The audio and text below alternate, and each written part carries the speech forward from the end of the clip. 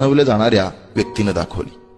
मंडल आयोग लागू करण्याच्या वावटळीत शिवसेना सोडणाऱ्या छगन भुजबळांना यानेच आपल्या पंखांखाली घेतलं होतं. याने महिला आरक्षण लागू केलं ते काही स्वतःला फक्त मुलगी आहे म्हणून नव्हे, तर या महाराष्ट्रातल्या देशातल्या महिलांचा विचार करूनच. महाराष्ट्रात काही वर्षांपूर्वी इंजिनियर व्हा आणि हमखास नोकरी मिळवा अशी जणू योजना सुरू होती. ITIच्या तांत्रिक मनुष्यबळालाही मागणी होती. हिंजेवाडी IT पार्क ते चाकण सारख्या कित्येक MIDC उभारून त्याने लाखोंना रोजगार दिला. आता मला सांगा, त्याच्या विरोधकांनी उभारलेली एखादी तरी MIDC दाखवा. काही जण उगाच बोलायचं म्हणून बोलतात. आज रसातळाला गेलेला सहकार उत्कर्षाच्या शिखरावर त्यानेच पोहोचवला होता. विरोधकांच्या म्हणण्यानुसार हा सहकार खाली जाण्यास तोच कारणीभूत असेल, पण शिखरावर सुद्धा त्यानेच पोहोचवला होता. हे साऱ्यांनाच कबूल करावं लागेल. खाजगीत कबूल करणारे सार्वजनिकरित्या मात्र टीका करत असतात. ज्या बँकेत त्याचं नावच नाही, संचालक मंडळात तो नाहीच आहे, त्या बँकेत सुद्धा त्याने घोटाळा केला. आहे की नाही हास्यास्पद आणि गमतीशीर?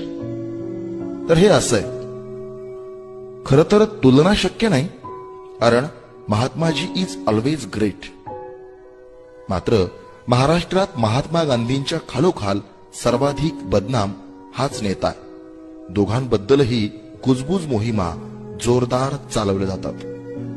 याच्या संकल्पनेतून प्रत्यक्षात उतरलेल्या फलोत्पादन योजनेनं शेतकऱ्यांची एक अख्खी पिढीच्या पिढी उभी राहिली.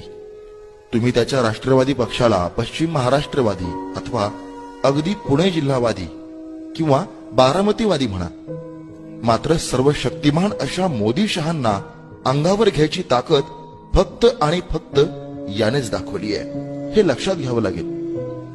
पण जेव्हा मोदी शहा महाराष्ट्रात येतात, पण त्यांच्या भाषणांमध्ये याचंच नाव असतं. अगदी देवाचा जप केल्याप्रमाणे ते याचंच नाव घेत असतात. मग याचं कारण काय? कारण मोदी शहा राजकारणात यायच्या आधी हा मुख्यमंत्री होता. वैयक्तिक चारित्र्याच्या बाबतीत बहुतांश काळ सर्व सत्ताधीश असूनही त्याचं नाव कोणा महिलेशी कधीही जोडले गेले नाही. त्याने आपलं चारित्र्य अखंडपणे जपलं. प्रचंड माया जमवणाऱ्या याने पुत्राचा हट्ट करून आपला वंश पुढे चालू ठेवण्याची बिलकुल काळजी घेतली नाही. एका मुलीवर हा समाधानी राहिला.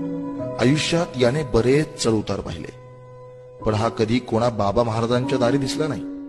कुठे मंदिरात गेला तरी त्याची छायाचित्र कधी छापून आणली नाहीत. आयुष्यभर मुद्द्यांवरच मतं मागितली. मतांसाठी कधी शिवाजी महाराजांचा वापर केला नाही. त्याची स्मरणशक्ती आणि आता तर इच्छाशक्ती सुद्धा त्याच्यानंतर देखील महाराष्ट्रात दंतकथा म्हणून चिरंजीव राहील, यात शंका नाही. मगरपट्टा सिटी सारख्या शेतकरी स्टेक होल्डर असणाऱ्या प्रकल्पाच्या पाठीशी तो खंबीरपणे उभा राहिला. किल्लारीचा भूकंप असेल, मुंबईचा बॉम्बस्फोट असेल, देशावर कोणतंही संकट येऊ द्या, त्याने प्रशासनावर कायम पकड राखली. अधिकारी सहकार्य करीत नाहीत, आम्हाला उशीरच झाला, अशा बालिश जाहीर तक्रारी त्यानं पुऱ्या 50 वर्षांच्या राजकीय आयुष्यात कधीच केल्या नाहीत. आजवर कुटुंबाचं राजकारण एकत्रित राखलं. खऱ्या अर्थाने याने त्याचं स्वतःचं घर व्यवस्थित सांभाळलंय. त्याने पक्ष सोडले, फोडले, नव्याने स्थापन केले, नवी माणसं जोडली. सर्वाधिक बेभरवशाचा नेता म्हणून कुप्रसिद्ध झाला. मात्र पुरोगामी विचारधारा सोडली नाही, तिच्याशी तडजोड केली नाही, विचारांशी एकनिष्ठ राहिला. देशासमोर, महाराष्ट्रासमोर आज दोन पर्याय आहेत. एक काँग्रेसची विचारधारा आणि दुसरा RSS ची विचारधारा. जी विचारधारा राष्ट्रासाठी, महाराष्ट्रासाठी योग्य असेल, आवश्यक असेल, ती टिकेल, वाढेल. या अंतिम युद्धात तो त्याच्या पारंपरिक काँग्रेसी विचारांच्या बाजूने लढतोय. यांच्यामध्ये कोण अधिक योग्य याचा निर्णय सुज्ञ जनताच घेईल, कारण मतदार हा राजा असतो. हे सर्वस्वी जनता जनार्दनाच्या हातात आहे. त्याची बाजू जिंकली तर हा सर्वात मोठा हिरो असेल आणि हरली तर हा सर्वात मोठा व्हिलन ठरेल आणि कदाचित त्याचं राजकारणही संपेल. मात्र निकाल काहीही झाला तरी त्याचं हे सर्वात मोठं असणं हे अजरामर होणारं असेल. त्यानं 1000 चुका केल्यात, कारण त्याने कामं केलीत. त्याने 1000 चुका केल्यात, कारण त्याने कामं केलीत.